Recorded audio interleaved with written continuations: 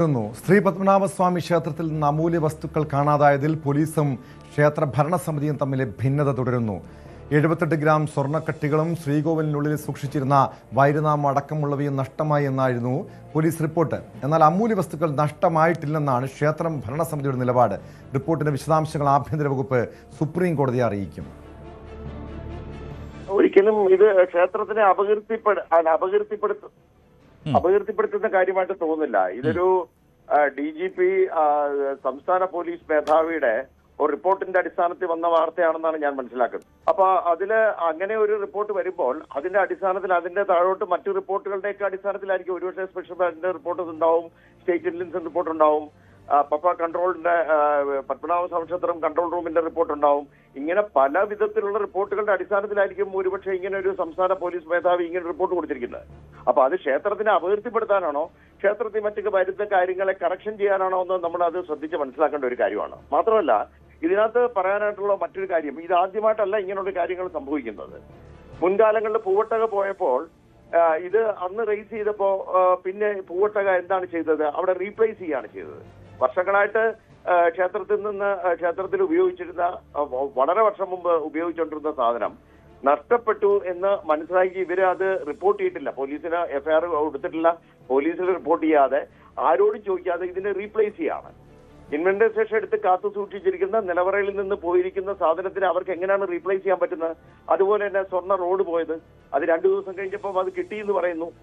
അതിനെ ഏത് തരത്തിലാണ് ഇവരത് അതാണോ എന്ന് തീരുമാനിച്ചിട്ട് ഏത് രീതിയിലാണ് അത് ക്ഷേത്രത്തിനുള്ളിലേക്ക് കൊണ്ടുവന്നത്? ഗരുഡസ്വാമിയുടെ മാല നോക്കിക്കോളൂ, അതും അതേ നിലയിലാണ്.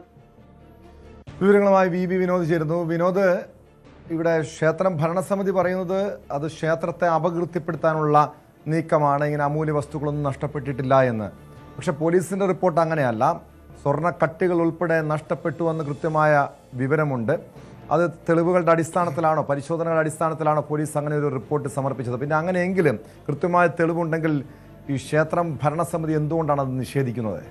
Tom, ADGP S. ശ്രീജിത്താണ് ഇത് സംബന്ധിച്ച റിപ്പോർട്ട് ആഭ്യന്തര അഡീഷണൽ ചീഫ് സെക്രട്ടറിക്ക് കൈമാറിയത്. ആ റിപ്പോർട്ട് ഇപ്പോൾ ആഭ്യന്തര മന്ത്രിയുടെ പക്കലുണ്ട്. ഇതിൽ അമൂല്യ വസ്തുക്കൾ നഷ്ടമായി എന്ന കാര്യം തന്നെയാണ് പറയുന്നത്. 78 ഗ്രാം സ്വർണ്ണക്കട്ടിയുണ്ട്, അതോടൊപ്പം തന്നെ വൈരനാമം എന്ന അമൂല്യ വസ്തു, അത് ഈ ക്ഷേത്രത്തിനുള്ളിൽ സൂക്ഷിക്കേണ്ടതാണ്. 6 മാസമായി അതവിടെ ഇല്ല എന്ന ഒരു കാര്യമാണ് ഇപ്പോൾ ഈ റിപ്പോർട്ടിൻ്റെ ഭാഗമായി ഉള്ളത്. ശ്രീകോവിലിനുള്ളിൽ സൂക്ഷിക്കേണ്ടതാണ്, അത് ചാർത്തിയൊക്കെയാണ് പൂജ നടത്തേണ്ടത്, പക്ഷേ അത് ചാർത്തുന്നില്ല എന്ന കാര്യം ഇപ്പോൾ അവിടുത്തെ ക്ഷേത്രവുമായി ബന്ധപ്പെട്ട് പ്രവർത്തിക്കുന്ന സംഘടനയുടെ പ്രതിനിധികൾ തന്നെ പറയുന്നുണ്ട്. എങ്കിൽ അത് എവിടെ എന്ന ചോദ്യമാണ്. പക്ഷേ ക്ഷേത്രം ഭരണസമിതി പറയുന്നത് ഇതിങ്ങനെ നഷ്ടമായിട്ടില്ല എന്ന ഒരു കാര്യം വിശദീകരണമായി നൽകുന്നു. അപകീർത്തികരമായ വാർത്തകൾ പുറത്തുവിടുന്നു, അത് ക്ഷേത്രത്തെയും ക്ഷേത്ര ഭരണസമിതിയെയും അപകീർത്തിപ്പെടുത്തുന്നതിന് വേണ്ടിയാണ് എന്നൊരു വാദമാണ് അവർ ഉന്നയിക്കുന്നത്. ഇന്നും ഈ യോഗം ചേർന്നിട്ടുണ്ട് ക്ഷേത്രം ഭരണസമിതി. അവരുടെ കൂടുതൽ വിശദീകരണം നമ്മൾ പ്രതീക്ഷിക്കുന്നുണ്ട്.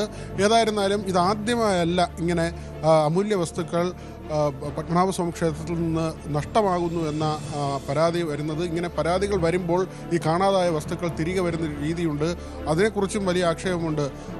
യഥാർത്ഥ വസ്തു മാറ്റിയിട്ട് അവിടെ ഡ്യൂപ്ലിക്കേറ്റ് വസ്തുക്കൾ കൊണ്ടുവച്ച് അതിൻ്റെ കുറവ് പരിഹരിക്കുന്നു എന്ന തരത്തിലുള്ള ആരോപണങ്ങളൊക്കെ നേരത്തെ ജീവനക്കാരുടെ സംഘടനയൊക്കെ ഉന്നയിക്കുന്ന ഒരു സാഹചര്യമുണ്ട്. മാത്രമല്ല അവിടെ പലരും കൃത്യമായ പരിശോധനയില്ലാതെ അമ്പലത്തിനുള്ളിലേക്കും അവിടെ നിന്ന് പുറത്തേക്കുമൊക്കെ നിർബാധം പോകുന്നു. അത് രാജകുടുംബവുമായി ബന്ധമുള്ള ആളുകൾക്ക്, അങ്ങനെ പുറത്തു നിന്നുള്ള ആളുകളാണ്, അവർക്ക് അവിടെ കാര്യമായ പരിശോധനയില്ല. അവർ ഈ ഒരു ബന്ധം സ്ഥാപിച്ചുകൊണ്ട് തന്നെ ക്ഷേത്രത്തിനുള്ളിലേക്ക് പോവുകയും പരിശോധനയ്ക്ക് വിധേയമാകാതിരിക്കുകയും ചെയ്യുന്നു എന്ന തരത്തിലുള്ള ആക്ഷേപങ്ങളും ഒരു വശത്ത് വരുന്നുണ്ട്. ഏതായിരുന്നാലും ഇത് സുപ്രീം കോടതി ഈ വിവരം ധരിപ്പിക്കാനാണ് ആഭ്യന്തര വകുപ്പിൻ്റെ തീരുമാനം.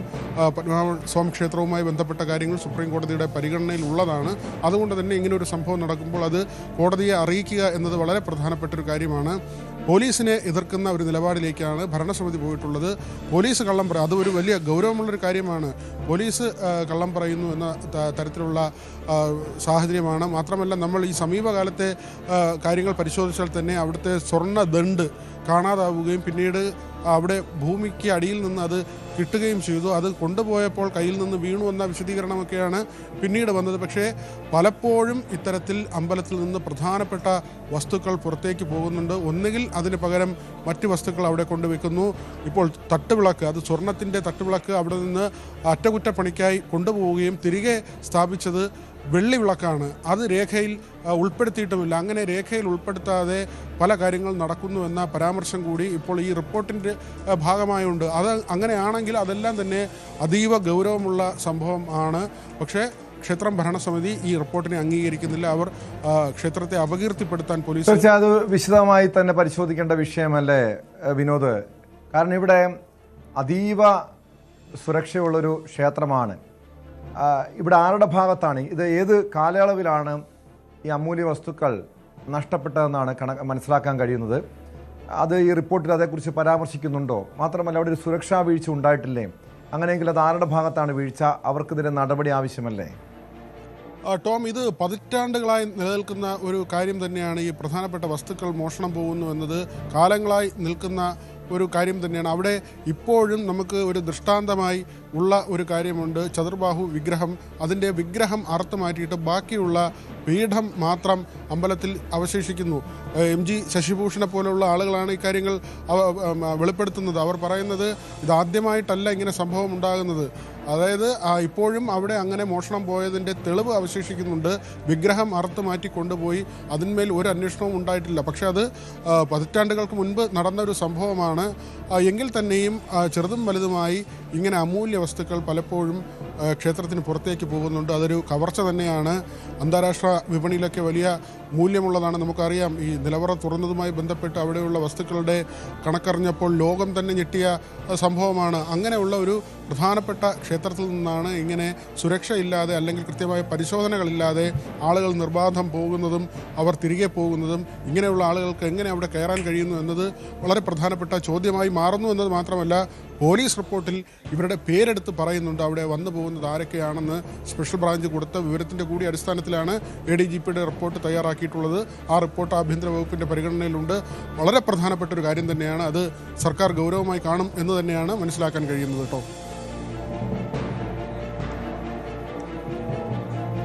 യെസ് വിനോദ്, ഇത് മാസങ്ങളായി ഇൻ്റലിജൻസ് ഇതേക്കുറിച്ച് നിരീക്ഷിക്കുന്നുണ്ടായിരുന്നോ? മാത്രമല്ല, ഇത് എങ്ങനെയാണ് ഇവിടെ നിന്നും ഈ രീതിയിൽ ഈ അമൂല്യ വസ്തുക്കൾ ഉൾപ്പെടെ നഷ്ടപ്പെട്ടുവെന്ന് മനസ്സിലാക്കാൻ കഴിഞ്ഞത്?